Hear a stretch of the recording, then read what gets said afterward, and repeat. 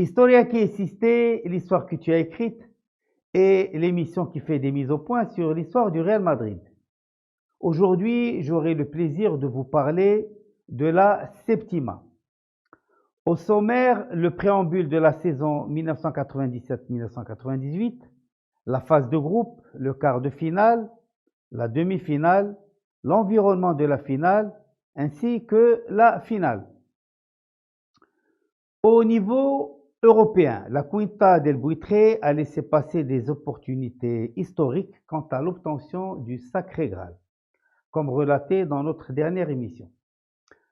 Au niveau national, après avoir remporté 3 Ligas en 3 décennies, le FC Barcelone se hisse enfin au sommet avec un certain Johan Cruyff à la tête du club Blaugrana.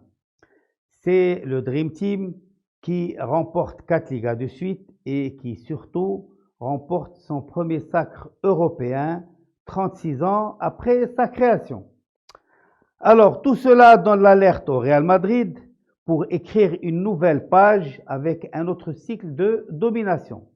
Et cela passe par l'élection d'un nouveau président en 1995, en la personne du regretté Lorenzo Sainz, qui nous a quittés il y a à peine quelques semaines. Lorenzo Sainz va recruter tout azimut pour amener du sang neuf au club. Au niveau de la Cantera, c'est Raoul qui va arriver en 1994 et Guti en 1995.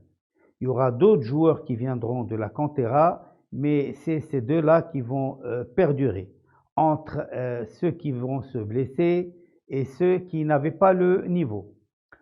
Alors, côté des autres clubs, c'est Redondo qui va ouvrir le bal en 1994 en provenance de Tenerife. 1996, il y aura pléthore de joueurs. Roberto Carlos en provenance de l'Inter Milan, Mijatovic en provenance de Valence, Davor Šuker en provenance de Séville, Clarence Seedorf de la Sampdoria et Bodo Illgner du FC Cologne. Panucci en 1997 lui viendra du Milan AC. Morientes aussi 1997 de Saragosse et Christian Carambeu ferme la marche en 1998 en provenance de la Sampdoria. Côté coach, c'est Capello qui arrive en 1996. C'est lui qui va jeter les fondations d'une grande équipe.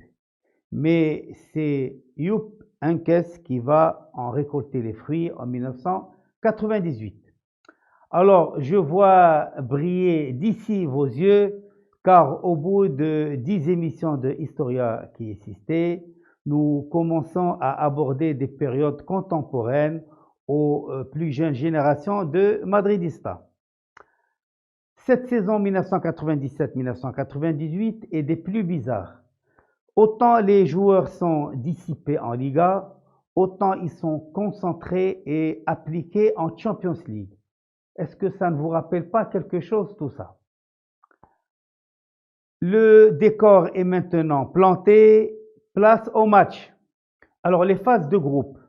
Le nouveau format modifié en 1992 de la Ligue des Champions comportait 16 équipes. En cette saison 1997-1998, on passe à 24 équipes qui vont s'affronter. 6 groupes de 4 sont qualifiés pour les quarts de finale, les 6 premiers et les 2 meilleurs seconds.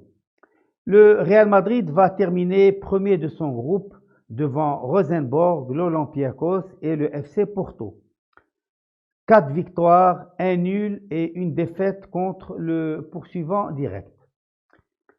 En quart de finale, le Real Madrid rencontre le Bayer Leverkusen.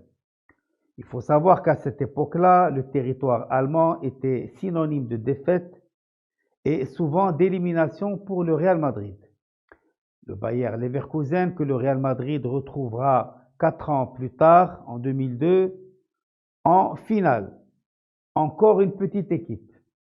Alors, le match aller a lieu le 4 mars 1998 au Bay Arena de Leverkusen.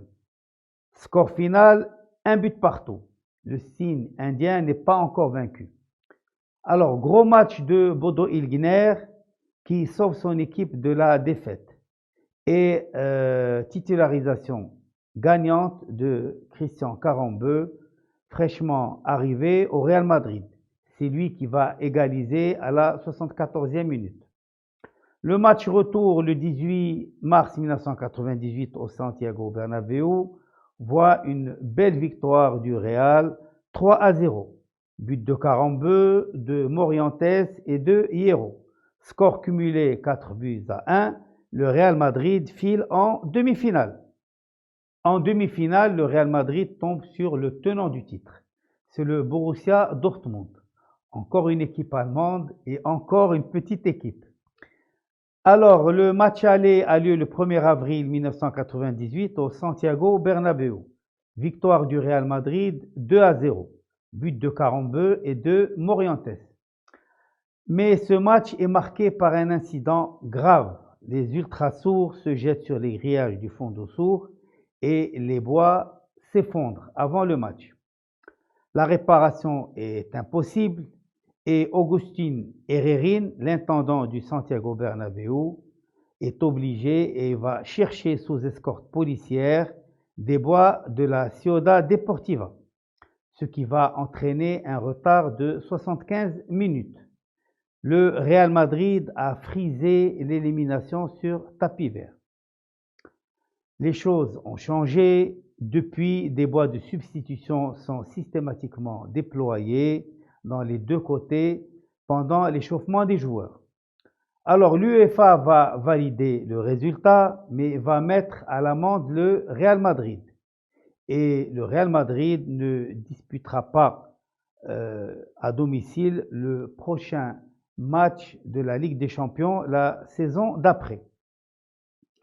Rien ne sera marqué au match retour le 15 avril 1998 au BVB Stadion de Dortmund. Score cumulé 2-0. Le Real Madrid disputera ainsi sa première finale en Champions League depuis 1981. Avant de vous parler de la finale, je vais vous dire un mot sur l'environnement de cette rencontre. Cet environnement est très tendu car le Real Madrid a fini en dehors des places qualificatives, donc il se doit de remporter cette rencontre afin de pouvoir participer à la prochaine édition de la Ligue des Champions. Il y a aussi cette longue attente de 32 ans qui pèse beaucoup. Il y a les railleries et les blagues sur le Real Madrid et sur ses coupes remportées en noir et blanc. Il y a aussi Jupp Heynckes qui est démissionnaire, quel que soit le résultat de cette finale, car il ne tient plus le vestiaire. Le groupe est en autogestion depuis un certain moment déjà.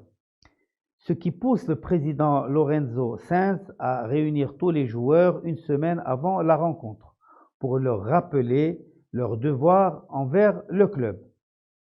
Alors, autre fait marquant que nous avons su bien après, c'est que une semaine avant cette finale, Mijatovic s'est blessé à l'entraînement.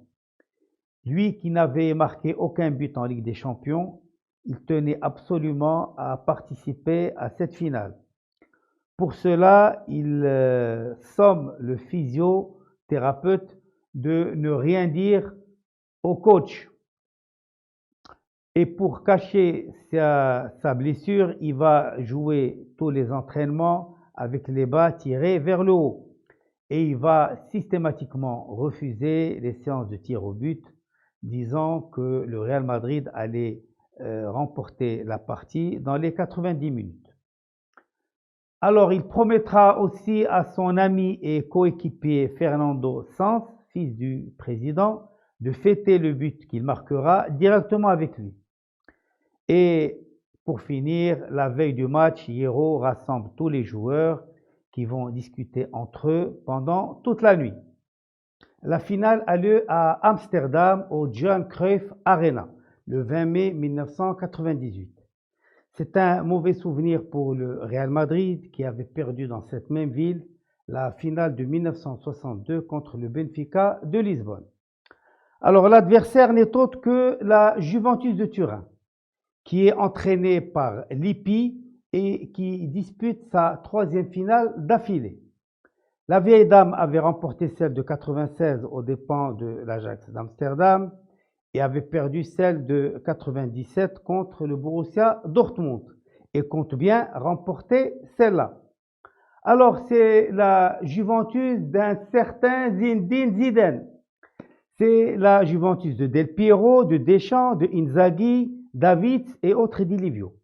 Di Livio qui va tatouer un score sur sa main de 1-0 et à qui Mijatovic dira que ce sera en faveur du Real Madrid. Le Real Madrid va se présenter dans la formation suivante. Dans les bois, Bodo Illgner.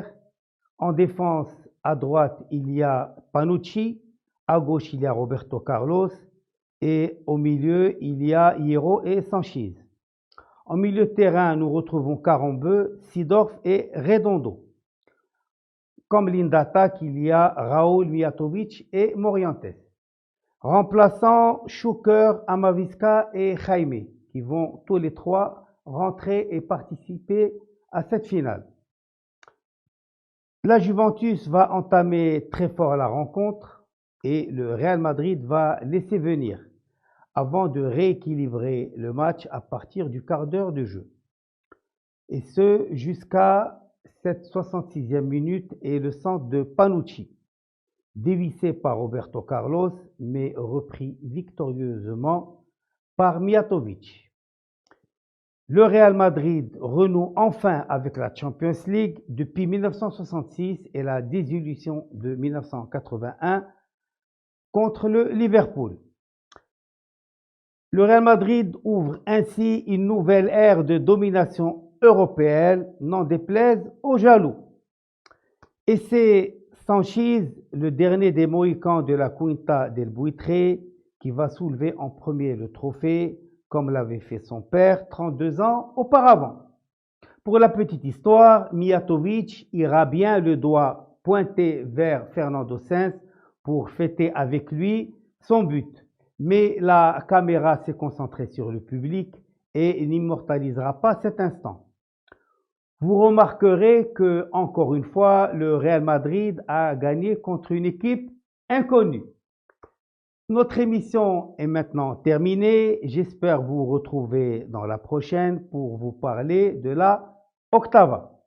En attendant, restez chez vous et si vous devez sortir, mettez un masque.